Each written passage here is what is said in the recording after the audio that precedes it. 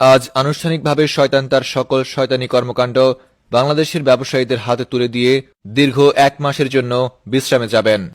আগামী এই 1 মাস শয়তানের সকল শয়তানি কর্মকাণ্ডগুলো অব্যাহত থাকবে বাংলাদেশী সকল ব্যবসায়ী এবং আড়তদারদের মাধ্যমে। উক্ত শয়তানের বিদায়ী অনুষ্ঠানে শয়তান তার ভক্তবৃন্দদের আফসোস করতে নিষেধ করেন। শয়তান বলেন, তোরা আমার জন্য আফসোস করবি না, বাংলাদেশের আড়তদার এবং ব্যবসায়ীরা আমার থেকেও বড় শয়তান।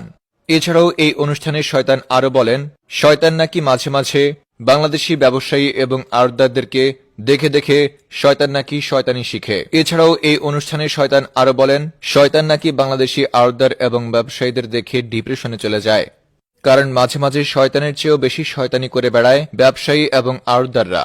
উক্ত শয়তানের বিদায়ী অনুষ্ঠানে ব্যবসায়ীরা শয়তানকে আশ্বস্ত করে বলে, আপনি যাওয়ার পরে অবশ্যই আপনার জায়গাটা আমরা সফলভাবেই পূরণ করব। তারা বলেন, ইতিমধ্যেই তারা তাদের শয়তানি কর্মকাণ্ড চালু করে দিয়েছে।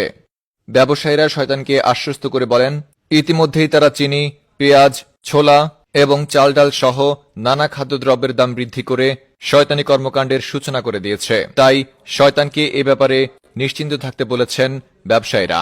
বিস্তারিত দেখুন রিপোর্টার ইবলিশ শয়তানের রিপোর্টে।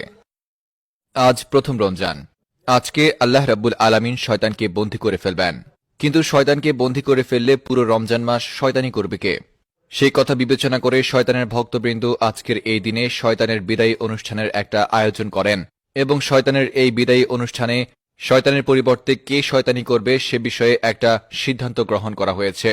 অবশেষে জানা গেছে শয়তান তার সকল শয়তানি দায়িত্ব বাংলাদেশের ব্যবসায়ী এবং আড়তদারদের কাঁধে তুলে দিয়ে এই পুরো রমজান মাস বিশ্রামে চলে যাবে।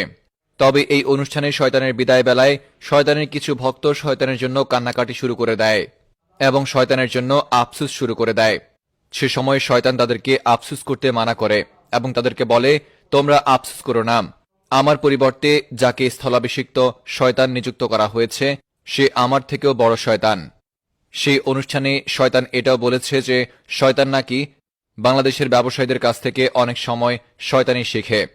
তখন শয়তান এটাও বলেছে যে শয়তান নাকি মাঝে মাঝে বাংলাদেশের ব্যবসায়ী এবং আড়তদারদেরকে দেখে ডিপ্রেশনে চলে যায়, কেননা বাংলাদেশের ব্যবসায়ীরা এত এত শয়তানি করে যে তাদের দেখে শয়তান মাঝে মাঝে নিজের উপর কনফিউজ হয়ে যায় এবং কনফিউজ হয়ে নিজেকে নিজে জিজ্ঞেস করে, কি আসল ইবলিস?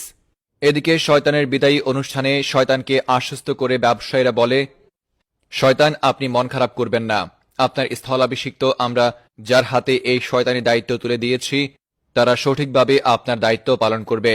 এমনও হতে পারে তারা কদিন পরে আপনার থেকে বেশি শয়তানি করে আপনার উপর টিক্কা দিয়ে বসবে।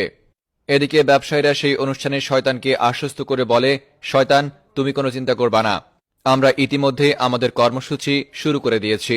আমরা ইতিমধ্যে রমজানের আগে মধ্যবিত্তের নাগালের বাইরে নিয়ে গেছি খাদ্যদ্রব্য।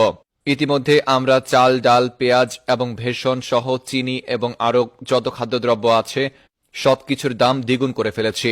আপনি কোনো চিন্তা করবেন না।